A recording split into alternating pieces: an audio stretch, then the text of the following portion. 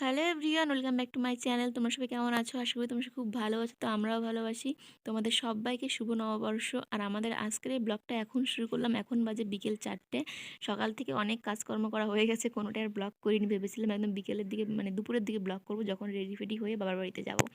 তো সোনুর বাবা এত আসতে দেরি করলো বলে আর কোনো কিছু সেভাবে করা হয়নি।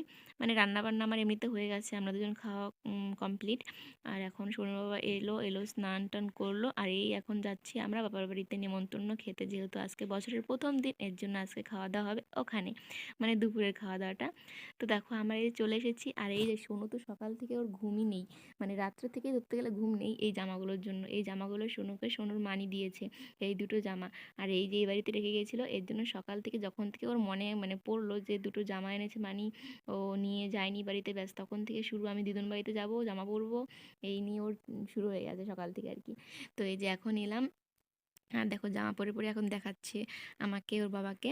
তো সোনুর মানি যখন সোনুকে জামা দেয় দুটো করেই দেয়। তো মানে এগুলো গরমের দিনে সবসময় পরবে। তা আমি বলছিলাম একটু ছোট হয়ে গেছে, আর একটু বড় হলে ভালো হতো। সত্যি কথা বলতে সোনুর মানি যখনই সোনুকে জামা দেয় তখনই এরকম ছোট ছোটই দেয়, মানে কয়েকদিনেই ওটা মানে ছোট হয়ে যায়।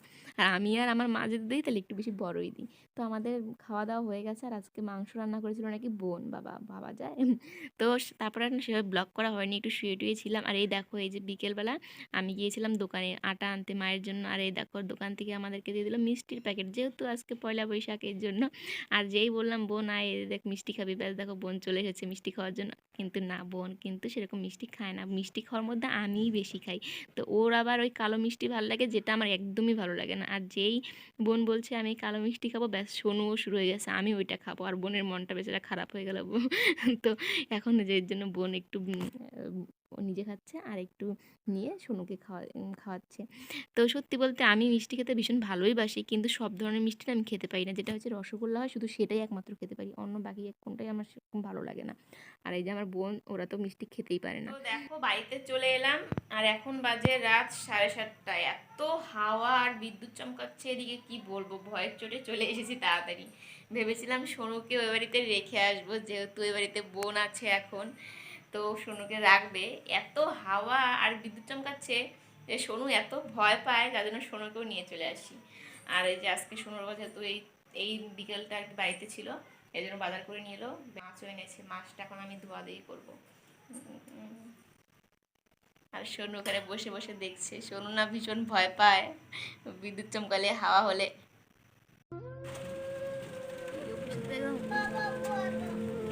এমনি ভয়,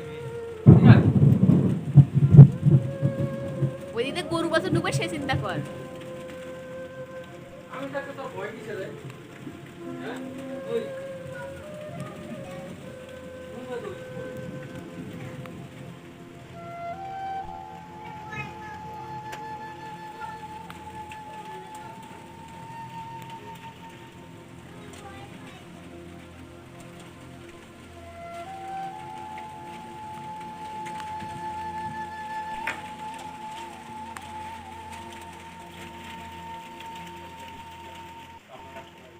তো দেখো নতুন বছরের প্রথম দিনেই যে এত মানে ক্ষতি হয়ে যাবে সেটা সত্যি ভাবনা ছিল না। সে ক্ষতি বড় হোক আর ছোট হোক, ক্ষতি তো ক্ষতিই হয়, তাই না বলো? আর প্রথম দিনই এরকম, না জানি সারাটা বছর যে কি আছে আমাদের কপালে সেটা শুধু ভগবানই জানে। যতটা মানে বিদ্যুৎ চমকাচ্ছিল আর হাওয়া হচ্ছিল সেভাবে কিন্তু বৃষ্টিটা হয়নি। বৃষ্টি হলে তবু একটা মানা যেত, কিন্তু বৃষ্টি হয়নি, শুধু হাওয়াতেই এই দেখো বেড়াটা পুরো পড়ে গেছে। আর মানে অনেক দিনকে মানে ভাবছিলাম যে বেড়াটা ঠিক করতে হবে, কিন্তু আজ না কাল করতে করতে আর কি একদম রাত্রের মধ্যে হয়ে পড়ে যায়। তো যাই হোক, এই সকাল সকাল উঠে সোনুর বাবা চলে গেছে বাঁশ আনতে। গুড মর্নিং তোমাদের সবাইকে। আজকে হচ্ছে এই বছরের দ্বিতীয় দিন, আর দেখো প্রথম দিনে আমাদের অনেক সমস্যা হয়েছে। আমাদের বেড়াটা পুরো ঝড়ে পড়ে গেছে, মানে বৃষ্টি সেরকম ছিল না কিন্তু হাওয়া প্রচণ্ড ছিল। তো কালকে রাত্রে সব বেড়া পড়ে গেছে, এখনো হবেই আছে। সোনুর বাবা ঘুম থেকে উঠেই মানে 5টার দিকে চলে গেছে বাঁশ আনতে, এখনো বাড়িতে আসেনি। বোনটাকে ফোন করলাম আসবে একটু পরেই। আর দেখো এখন বাজে পাক্কা সকাল 7টা, স্নান হয়ে গেছে। আর এদিকে দেখো সোনুও দেখো ঘুম থেকে উঠে গেছে। তো এখন আমি করবো পুজো, আর সোনু হচ্ছে এখানে বসে থাকবে, তাই তো? তাহলে কি করবো তুমি?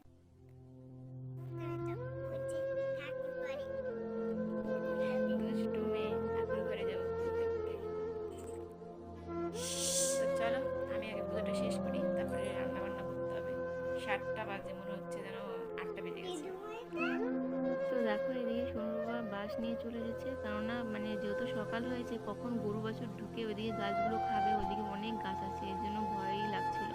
তো এরপর সোনুকে আমি রেডি করে দিই ব্যাগটা গুছিয়ে, কেননা বাড়িতে যেহেতু কাজ হবে, সোনু থাকলে ভীষণ অসুবিধা হয়, এর জন্য মাকে ফোন করে বলে দিই যে সোনুকে ওই বাড়িতে নিয়ে যাবে ওর বাবা।